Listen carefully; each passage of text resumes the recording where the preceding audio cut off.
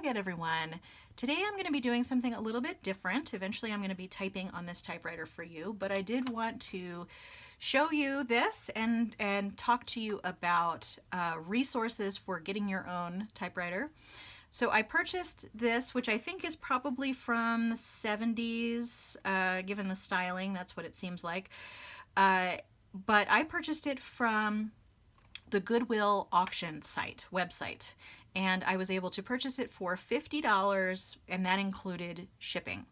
So that's not always going to be the case. There are some more rare typewriters, for example, that seem to be more in demand, that people are looking for. But this one was sold as a working typewriter, which it is. And it's, it needs some cleaning. I have not cleaned it at all. There's some little, bits of paper and stuff up in this part, but it doesn't have any rust. It doesn't seem to have rusted anywhere. And the ribbon was completely dry when I got it, but I was able to get a new ribbon from Amazon for very inexpensive. It was less than $10 for the ribbon. And when I got it, I was like, wait a minute, this doesn't actually work. Like, I couldn't get it to work, and it took me a little bit of fiddling to remember how to use a typewriter. I actually am old enough to have used a typewriter when they were actually, the thing to use. So I went through the whole thing, typewriters, then it was the little word processors where you could type one line at a time. That was like a big thing. I used a typewriter in high school. In college, I started with one of those little one-line typewriters or word processors, and then, the word processor where you could have the entire document written before you print it out was just, it was quite the advancement at the time. And there were probably computers before then, but I could not afford a computer at that time in my life. So the first time that I had a computer was, I would say 2 years or maybe 2 years into college. And that's when I kind of got into the internet. So I still remember the times of no internet, which is kind of crazy. But all that is to say, you can get typewriters inexpensively if you hunt around. So this one may not be, a super fancy model. Really, it's perfect for what I wanted to use it for, which is really to have sort of a different font for writing things in my art journal and mixed media work. So this is perfect for that. I have actually since found that there are cursive typewriters, which is pretty awesome. Those do go for a lot more from what I've seen. We'll see. Maybe I'll get one. We'll see. If I can get a good deal, maybe I'll keep looking on Goodwill. But the Goodwill site is actually great for things like this. You can get typewriters, restored, that are cleaned and all that kind of stuff for much more, but I think you can still find a bargain because there are a lot of these out there. So this came with a plastic cap or cover that goes over this, and then it attaches to this, and then you can carry it around with a little handle, which I also thought was quite nice. I didn't want to get one with any kind of a leather case or anything like that because I didn't want there to be any molding issues, because these are old, and who knows when the last time was that they were used, right? So what I am going to do today, though, is do a little typing example. Oh, and just one more thing about the tinkering. So I couldn't get this little, I forget what this part is called, but this little part to lift and actually type after I had put in the ribbon and everything. And then apparently there is a neutral setting, which they probably put it in neutral in order to ship it. This will type in both red and black, so if you put it in the red position, which it moves this little piece here, it will type red. If you put it in neutral, it'll not move at all. And then if you put it in black, as you can see it moved again, that will type in black. It seems a little blue in this little thing here, but I should try and clean it up a little bit, but I have not done that yet. But all the keys work. I've typed through and it seems pretty good actually. So let's go ahead and load it up. So I am actually putting some Rhodia paper in here. I've never typed on the Rhodia paper before, so this should be interesting. So, and I have not set the setting yet for, advancement and all of that. You can, it's actually quite customizable, surprisingly. So I'm going to go ahead and type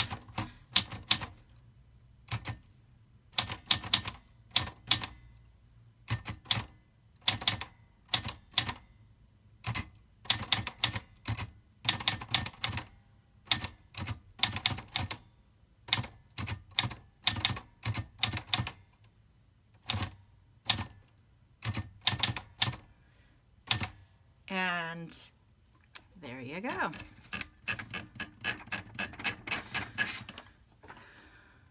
The quick brown fox jumps over the lazy dog.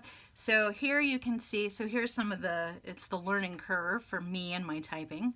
So here I was pressing too hard, so we got a little bit of doubling of the letter. Here I was doing good, and then maybe I was pressing too light, and then I accidentally pressed the shift key a little bit while typing.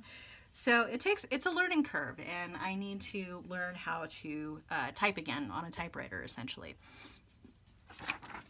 So let me put this back in here. And let's see,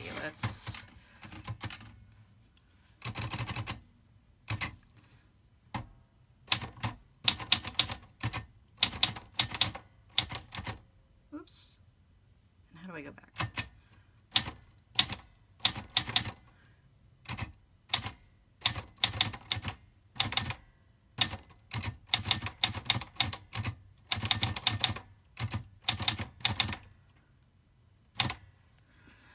All right, so that was a little better. As you can see, there we go. I'm just kind of getting the hang of it, and then, you know, the nice thing is if I probably could have done that up here too. If you under press the key, you can go back and redo it, which is what I did here. But it's so fun to experience this again, actually. I'm quite excited to explore what I can do with this typewriter, just because it's, you know, it's like a symbol of the past, right? And I really do have to try and figure out how to use all these things. Like here's the tab key, it's shaking the whole desk. But like I said, I have tried all of these keys and they work. One thing to keep in mind, I'm going to kind of get that into its middle position so I can put the cap back on it. One thing to keep in mind with typewriters is that if you are buying a typewriter from some place that is overseas, some of them will have the Y and the Z swapped. And that's actually how, in a lot of European countries, their typewriters are. Instead of QWERTY, it's quartz with a Z where the Y is. I think that's just because they use the Z more than the Y. Something like that. Yeah, the first time I encountered that was actually a computer keyboard. When I was traveling in Switzerland, someone wanted me to type something on a keyboard to like put my information in.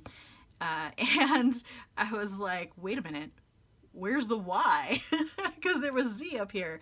So it was just these two swapped. So that's just something to keep in mind if you're going to be getting a vintage typewriter from somewhere overseas, which I've actually seen quite a bit of on Etsy, for example. All right, well, that's it for today.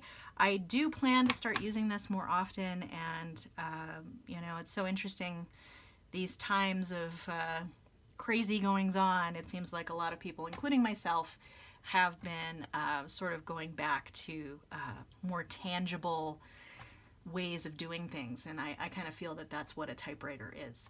All right. Well, that's it for today. Feel free to subscribe to keep track of future videos on my channel. If you enjoyed this video, give it a like. I hope to see you next time, but in the meantime, have a great day. Thanks so much. Bye.